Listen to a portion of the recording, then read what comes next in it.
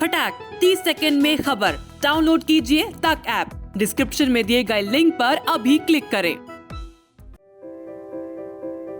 भारत रत्न स्वर कोकिला लता मंगेशकर का 6 फरवरी 2022 की सुबह निधन हो गया। लता मंगेशकर पिछले कई दिनों से अस्पताल में भर्ती थीं।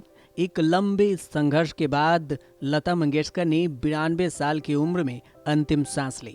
लता जी के निधन के बाद देश में 2 दिन का राष्ट्रीय शोक घोषित किया गया है। संगीत की दुनिया की सबसे बड़ी हस्ती रहीं लता मंगेशकर को अलग अलग क्षेत्र के लोगों द्वारा श्रद्धांजलि दी जा रही है। राष्ट्रपति रामनाथ कोविंद ने भारत रत्न लता मंगेशकर को श्रद्धांजलि दी है। राष्ट्रपति की ओर से ट्वीट किया गया है कि लता जी का निधन न सिर्फ मेरे लिए बल्कि लाखों लोगों के लिए दिल तोड़ने वाला है। उनके द्वारा गाए गए अलग अलग गानों में भारत की खूबसूरत तस्वीर देखने को मिलती है, जिन्होंने पीढ़ियों की भावनाओं को सामने रखा है। राष्ट्रपति ने लिखा कि लता दीदी से मेरी जब भी मुलाकात हुई, उन्होंने पूरे जोश के साथ मेरा स्वागत किया। तो वहीं प्रधानमंत्री नरेंद्र मोदी ने भारत रत्न लता मंगेशकर के निधन पर दुख व्यक्त किया है। पीएम मोदी ने ट्वीट कर लिखा कि मैं शब्दों की पीड़ा से परे हूँ। लता दीदी हमें छोड़कर चली गईं। लता दीदी के जाने से देश में एक ऐसा खालीपन हुआ है जिसे भरा नहीं जा सकता। आने वाली पीढ़ियां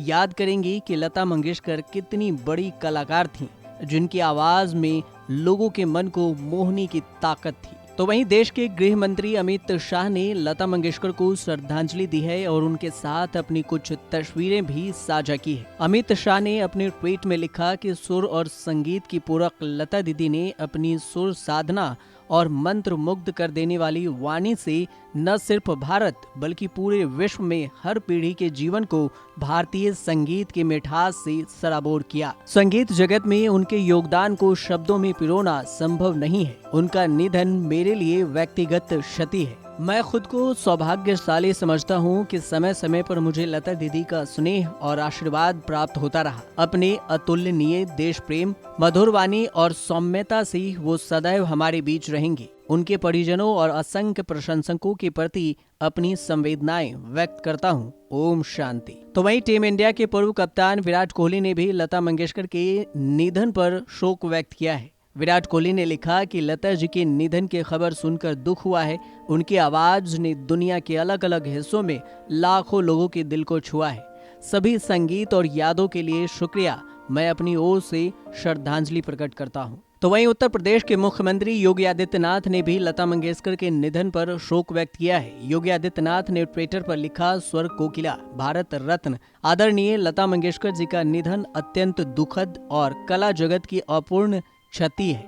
प्रभु श्री राम से प्रार्थना है कि दिवंगत पुण्य आत्मा को अपने श्री चरणों में स्थान तथा शोकाकुल परिजनों और उनके असंख्य प्रशंसकों को यह दुख सहने की शक्ति प्रदान करें। वहीं ओडिशा के मुख्यमंत्री नवीन पटनायक की ओर से भी स्वर कोकिला लता मंगेशकर को अंतिम विदाई दी गई है। नवीन पटनायक ने ट्वीट कर लिखा कि महान गायक लता मंगेशकर के निधन की जानकारी मिलने से दुखी हूँ। चले जाने से देश में एक खालीपन पैदा हो गया है। वह अपने संगीत की मदद से अनंत समय तक रहेंगी। उनके परिवार और फैंस के प्रति मेरी संवेदनाएं हैं। कांग्रेस के पूर्व अध्यक्ष राहुल गांधी ने भी ट्वीट किया। उन्होंने ट्विटर पर लिखा, लता मंगेशकर जी के निधन की दुखद खबर प्राप्त हुई। वह दशकों तक देश की सबसे चहेती आवाज बनी रही।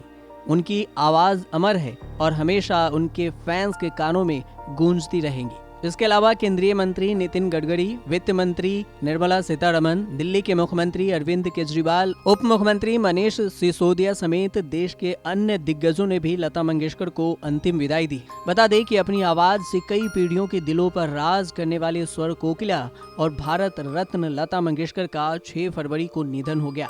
पिछले 29 दिनों से वह मुंबई के ब्रीच कैंडी अस्पताल में भर्ती थीं।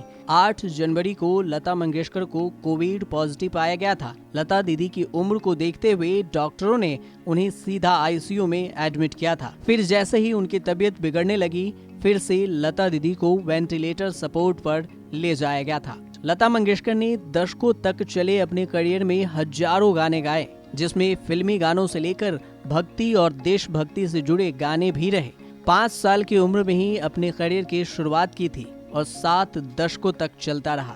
लता मंगेशकर का म्यूजिक इंडस्ट्री में योगदान अतुलनीय था, जिसे कभी नहीं भुलाया जा सकता। 92 साल के करियर में लता मंगेशकर ने 35,000 से ज्यादा गाना गाए। लता को कई सारे पुरस्कार से नवाजा गया है। वे 3 बार नेशनल अवार्ड विनर रही हैं। इसके अलावा दादा साहब फाल्के अवार्ड, भारत रत्न से भी उन्हें नवाजा गया था।